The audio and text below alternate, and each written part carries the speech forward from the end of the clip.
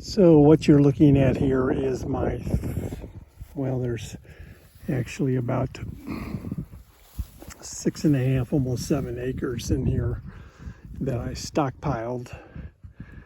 And the intention was that I would be able to graze this in July and first part of August. But as you can see, my stockpile, which I started the middle of April, is really just a bunch of dead seed heads. There is hardly any grass in here that's green. You can kind of see down in here just what I'm talking about. We've only had almost 3 inches of rain since the first week of March, and it is now the 27th of June. We're supposed to maybe get some rain on Wednesday, that's tomorrow, and then maybe some more on Friday, Saturday. But all this supposed to has never panned out for us. If we ever get any rain, it's never more than maybe 5/10 of an inch, which just gets the ground damp, doesn't even wet it. You can see right over here the best grass that's in here, and it is pretty short by any standard. Get down here where you can kind of see it. And that's what, 6 weeks, 7 weeks, maybe 8 weeks of growth. It's terrible.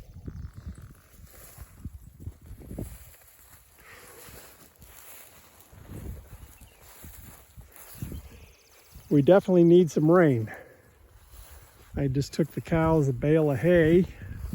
I found them. They had crossed over the electric fence, which granted it wasn't energized, and they were standing in my new native warm season grass planting area, which has not sprouted yet because we haven't had any rain. They had no water because the electric gates were up to the water station on that side of the paddocks, but they were happy to see me. I gave them that bale of hay, and half of them went for the pond for water and the other half went to the bale. And before I left, all of them had come back and was eating on that bale of hay. So they definitely were ready to see me this morning.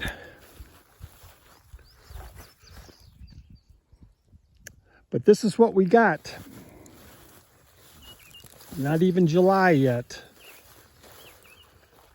Hardly any even grasshoppers. Remember, as a kid, there'd be tons of grasshoppers, but I think even the grasshoppers that are alive are very, very small. Even the ragweed doesn't want to grow.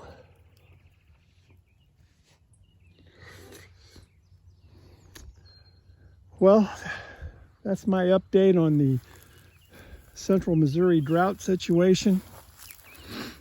This is another paddock that I was reserving for the bull and his herd, Buster. And looks like there's not much in here either. Even the fescue is at best poor.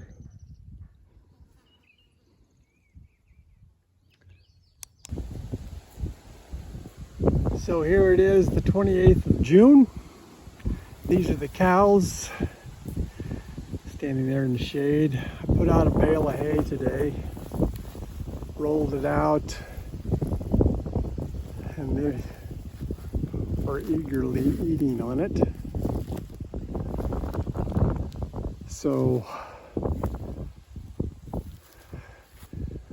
that's number 222 right there. She's bred, and we're waiting on her calf.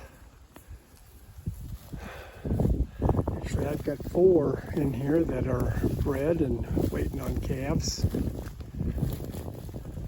And the problem is we're running out of hay. Well, this is our hay supply. Total of 12 bales in here. I used 6 this morning. 5 for the cows and 1 for the goat and male goats and the horse. So we just don't have any hay left. It was a bad production year on hay, and the weather has turned off awfully dry. So if any of you are viewing this video, say a prayer for some serious rain come through the Midwest this week.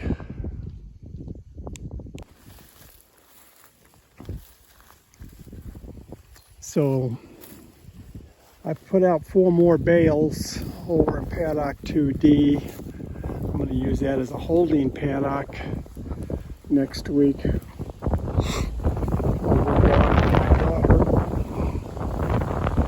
And we will have to make a decision when I get back on which cows stay and which cows go. I really hate to let any of them go, but because I've got the herd kind of where I'd like to see it, where I can sell a few cows every year. But this year we're going to sell probably half the herd or more.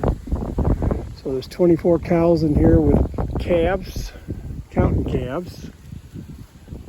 And I'm going to say half of them are going to have to go.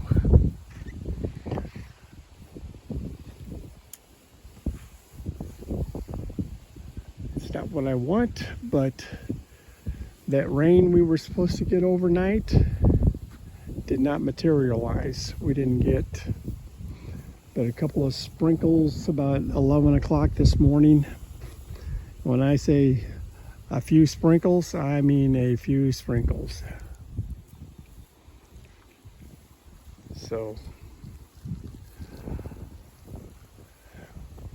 we'll give you an update when I get back and figure out what I'm going to do with all these cows.